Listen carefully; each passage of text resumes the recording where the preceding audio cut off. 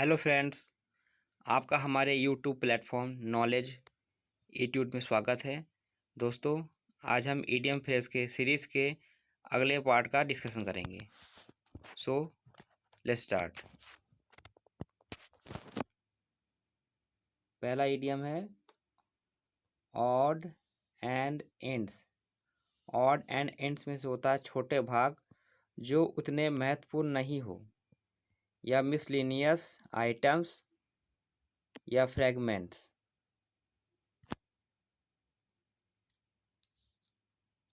Odds and ends, ये idiom जो है मिड 1500 में आया है, जिसका मतलब होता है short leftovers of some materials. जैसे कि मटेरियल्स जैसे हो गया, जैसे कि मान लीजिए क्लॉथ है या लंबर है या लकड़ी का टुकड़ा है, तो या लोहे का टुकड़ा। तो ये जो मटेरियल है, तो इनका बचा हुआ जो हिस्सा होता है, जो लास्ट में बच जाता है इनका इस्तेमाल करने के बाद, तो उसे बोलते हैं ऑड्स एंड एंड्स। तो आधुनिक रूप से इस मुहावरा का इस्तेमाल जो है मिड 1700 में होने लगा था। तो ऑड्स एंड एंड्स में मतलब होता है छोटे भाग जो उतने महत्वपूर्ण ना हो। मतलब ये इन मटेरियल्स का बचा हुआ भाग, जैसे मान लीजिए कारपेंटर है या मान लीजिए कि लोहार है, ब्लैक स्मिथ। तो उनसे अपने मटेरियल से जो काम लेता है, मतलब मटेरियल से मान लीजिए कोई नया उसने आइटम बनाया है। मान लीजिए कारपेंटर उसने फर्नीचर बनाया, तो फर्नीचर बनाने के बाद जो बाद की लकड़ी बच जाती है, उसको बोलते हैं ऑड्स एंड एंड्स। अगला है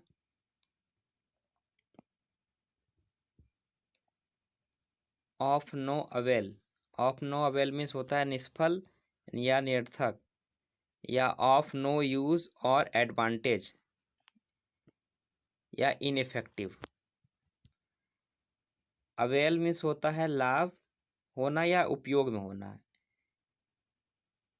और नो मतलब नो निगेटिव सेंस दे रहा है। तो ऑफ नो अवेल मतलब जिसका कोई उपयोग ना हो या जिसका कोई लाभ ना हो, क्योंकि अवेल का मतलब होता है उपयोग में होना या लाभ होना। तो of no avail negative sense देगा, मतलब इसका होगा उल्टा मीनिंग हो जाएगा, अवेल का अपोजिट जस्ट हो जाएगा, वो होगा निष्फल या निरर्थक, या ऐसी वस्तु जिसका कोई यूज ना हो या जिसका कोई उपयोग ना हो। अगला है of and on. Of and on means होता है कभी कभार या इरेगुलरली। इसको तो आप ऐसे समझ सकते हैं शब्दों से आसानी से। ऑफ मतलब होता है बंद होना, ऑन मीन्स चालू होना। मतलब कोई चीज़ जो बंद भी हो जाती है और चालू जाती है, मतलब उसको बंद होने का और चालू होने का कोई टाइम फिक्स नहीं है। तो क्या होगा, वो चीज़ या वो घटना जो है वो इरेगुलरली होगी। मतलब कोई चीज़ इरेगुलरली घटित होना, हमेशा घटित ना होना, कभी कभार घटित होना। अगला है of colour. Of colour means होता है स्लाइटली इल या बीमार। ऑफ कलर ये डायमंड इंडस्ट्री से रिलेटेड एक इडियम है। एक ऐसा डायमंड जो ना तो प्योर वाइट है और ना ही कोई निश्चित रंग है उसका। मतलब एक ऐसा डायमंड के बारे में बता रहा है जिसका ना तो प्योर वाइट कलर का है और ना ही उसका कोई निश्चित रंग है। अतः उस हीरे का मूल्य बहुत कम है। तो 16 वर्ष बाद इस फ्रेज का प्रयोग नॉट इन गुड हेल्थ या थोड़ा सा अस्वस्थ या डिफेक्टिव या डिफिशियंसी या आउट ऑफ ऑर्डर के लिए होने लगा। तो ऑफ कलर मीन्स होगा बीमार होना, slightly ill.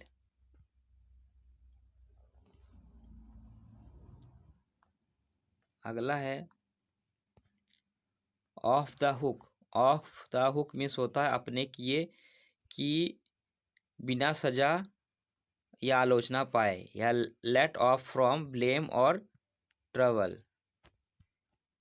Of the hook, यह फ्रेज इस तथ्य को संदर्भित करता है कि कोई फिश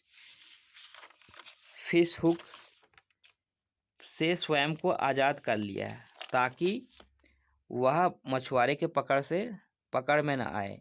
और ये इडियम मिड 1800 में बना था।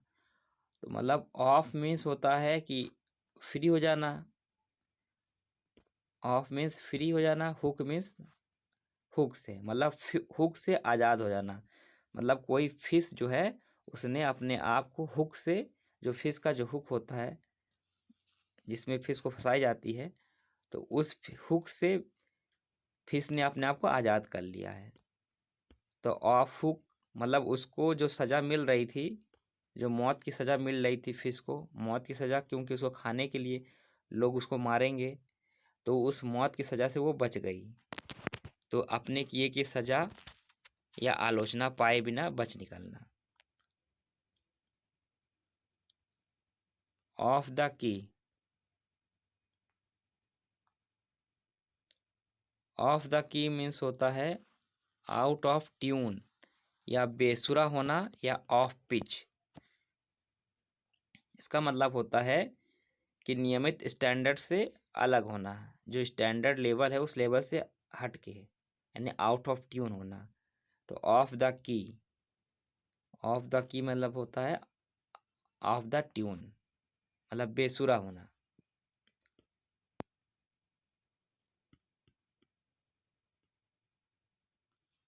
अगला है off the mark. Of the mark means होता है इनएक्यूरेट या रॉन्ग या अतार्किक, असंगत या इरिलेवेंट या नॉट क्वाइट एग्जैक्टली राइट। इतने सारी मीनिंग इसकी हो सकती है। ऑफ द मार्क मतलब निशान से बाहर होना। ऑफ द मार्क होना मतलब निशान से, जो निर्धारित निशान है उस निशान से बाहर हो जाना, मतलब अतार्किक हो जाना। अगला है off the rail. Of the rail means होता है आउट ऑफ कंट्रोल या अस्त व्यस्त हो जाना, या और भी मीनिंग हो सकती है इसकी, to go into a state of chaos या डिसफंक्शन और डिसऑर्डर।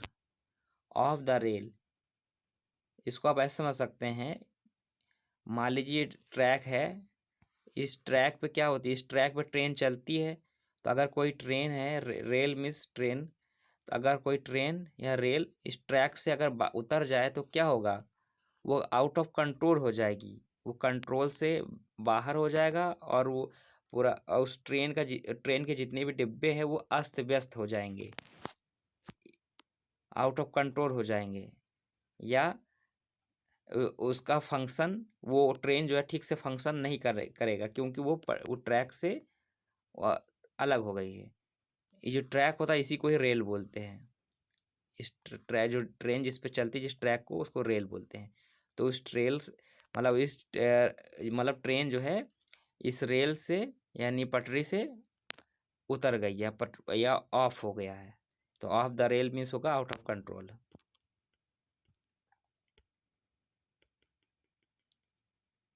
अगला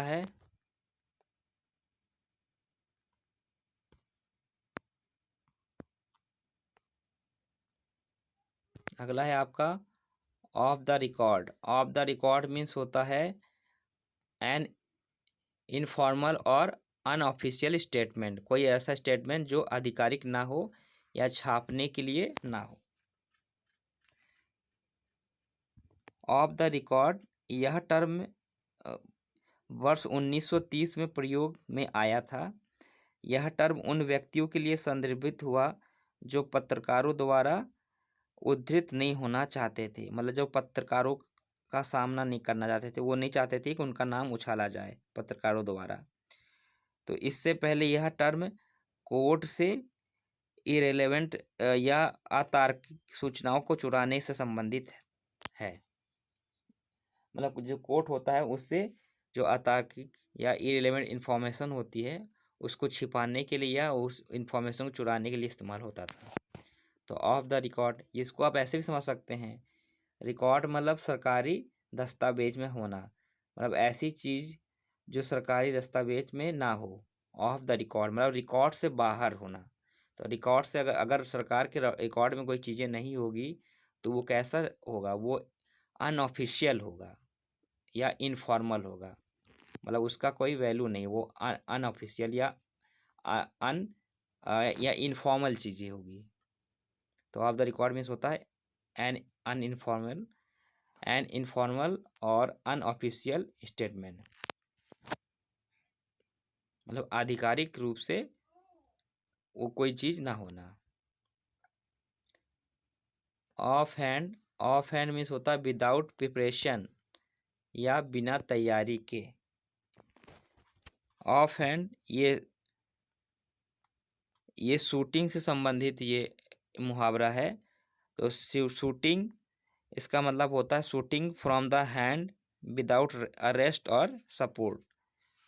मतलब शूटिंग के गेम में क्या होता है, जब शूटिंग की जाती है तो हाथ में कोई जिस हाथ से गन शूट किया जाता है उस हाथ में कोई अगर सपोर्ट ना रखना, बिना हाथ को सपोर्ट लिए या बिना रेस्ट किए निशाना लगाना, तो उसका मतलब हुआ ये, इसका मतलब इसको ऐसा समझ सकते हैं, मतलब शूटिंग का गेम है और उसमें आपने कोई तैयारी नहीं की है, तो बिना तैयारी किए आप शूटिंग में उतर गए तो क्या होगा, आपकी तैयारी अच्छी नहीं हुई है। तो बिना तैयारी के अगर शूटिंग के गेम में उतरेंगे तो आप सफल नहीं होंगे। तो ऑफ हैंड मीन्स होता है बिना तैयारी के। अगला है old head on young shoulders. Old head on young shoulders इसका मतलब होता है कम उम्र का परंतु कुशल एवं अनुभवी, या a young person who acts like an older person, या a young person who acts और who speak like an older person, मतलब कोई छोटा बच्चा या कोई कम उम्र का व्यक्ति अपने उम्र से ज़्यादा अनुभवी होना या उससे ज़्यादा बोलना, या छोटी मुँह बड़ी बातें बोलना। मतलब इसको ऐसे समझ सकते हैं, old head. Old head means head, यहाँ हेड का मतलब होगा कि विचार या बुद्धिमत्ता, मतलब या उसकी intelligency. On young shoulders, young shoulder means मतलब कम उम्र, मतलब कम उम्र के बच्चे का सर जो है बहुत ज़्यादा विकसित हो जाना। सर मतलब यहाँ इंटेलिजेंस है।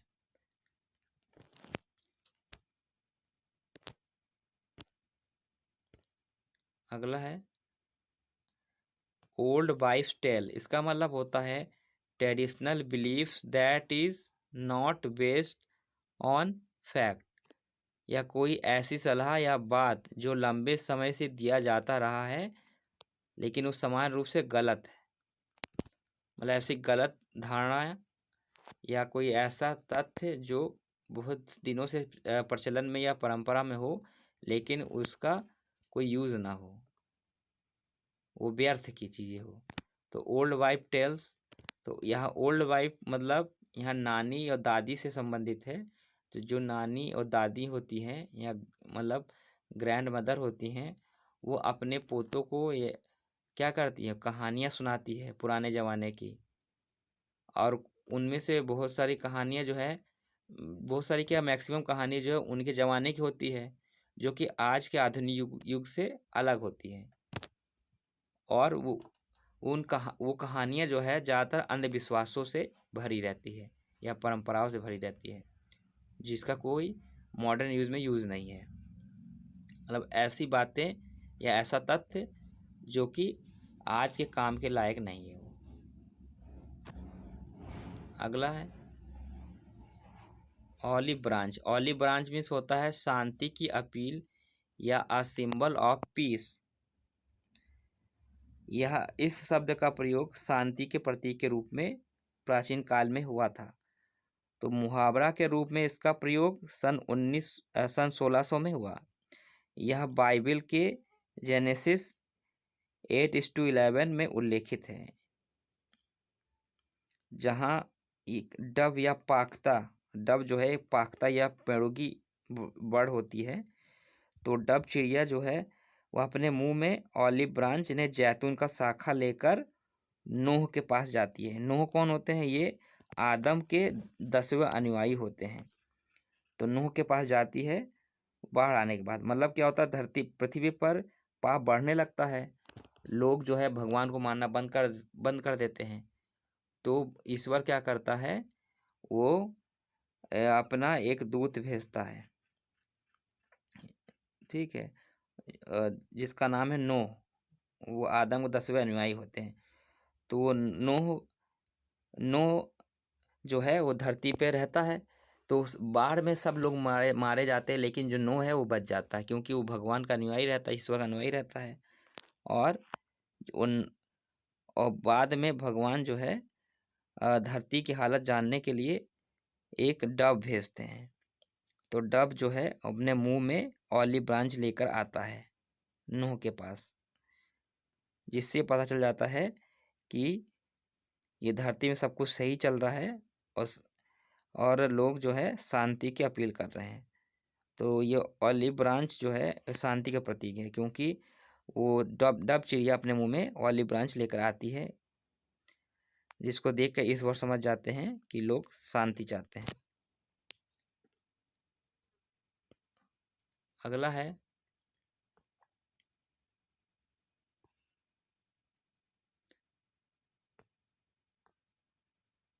On a level. On A level means होता है समान स्टैंडर्ड का, या ऑफ इक्वल स्टैंडर्ड, मतलब एक ही लेवल का होना, समान स्तर का होना।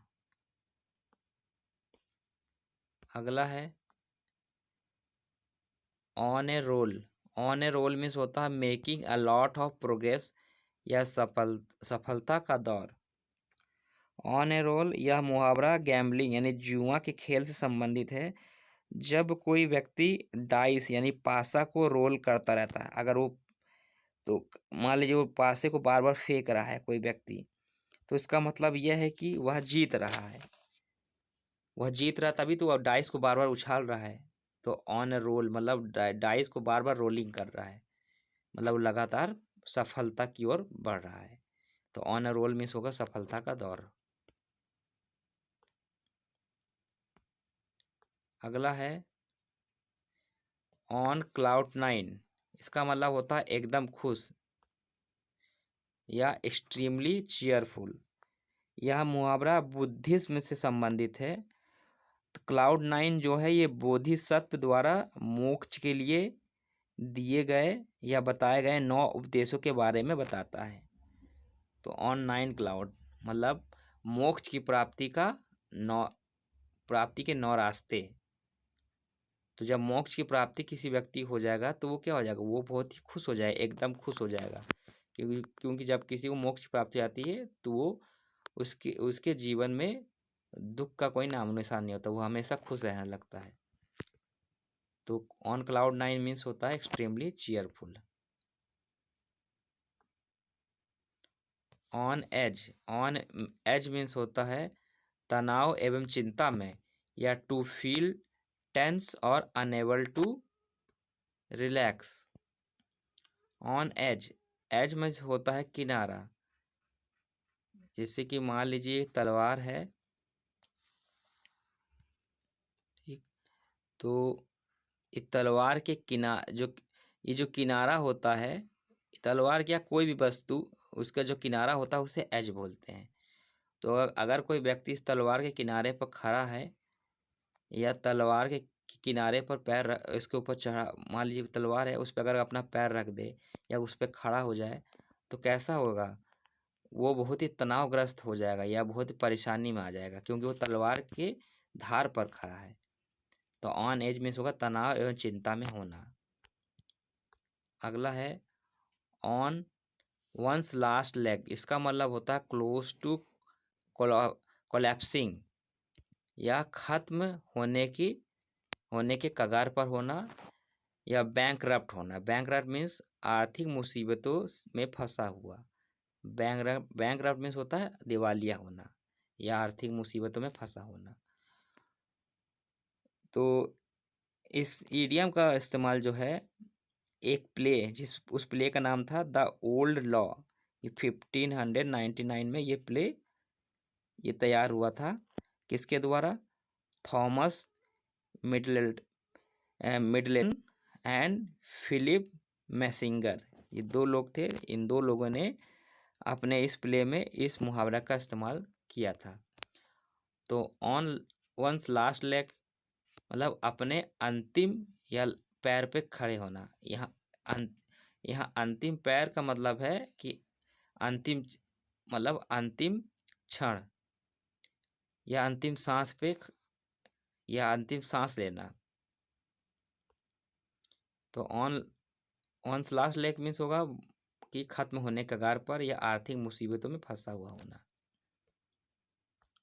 अगला है ऑन सेकेंड थॉट। इसका मतलब होता है दोबारा विचार करने पर या हैविंग रिकंसिडर्ड। रिकंसिडर मीन्स होता है फिर से विचार करना, मतलब फिर से विचार करना, हैविंग रिकंसिडर्ड। तो इसको तो आप शब्दों से ही समझ सकते हैं। On second thought, second means फिर से, या दोबारा, थॉट सोचना, मतलब किसी चीज़ के बारे में फिर से सोचना। ओके फ्रेंड्स, आज का ईडियम फ्रेज यहीं रखते हैं। इसका नेक्स्ट पार्ट आपको बहुत जल्दी मिल जाएगा। तो उसके लिए आप हमारे चैनल को सब्सक्राइब कर लीजिएगा और बेल आइकन को हिट करना मत भूलिएगा। और आपके जो फ्रेंड्स हैं उनको शेयर करना मत भूलिएगा और लाइक करना भी मत भूलिएगा, क्योंकि अगर आप लाइक करेंगे तो मुझे मोटिवेशन मिलेगा अंदर से कि मैं इसका अगला पार्ट बनाऊँ। मुझे अंदर से फील होगा, अच्छा लगेगा कि आप लोगों को मेरी ये मेहनत अच्छी लग रही है। सो प्लीज़ लाइक करना मत भूलिएगा और इसको शेयर और सब्सक्राइब करना भी मत भूलिएगा। Okay, thank you for watching.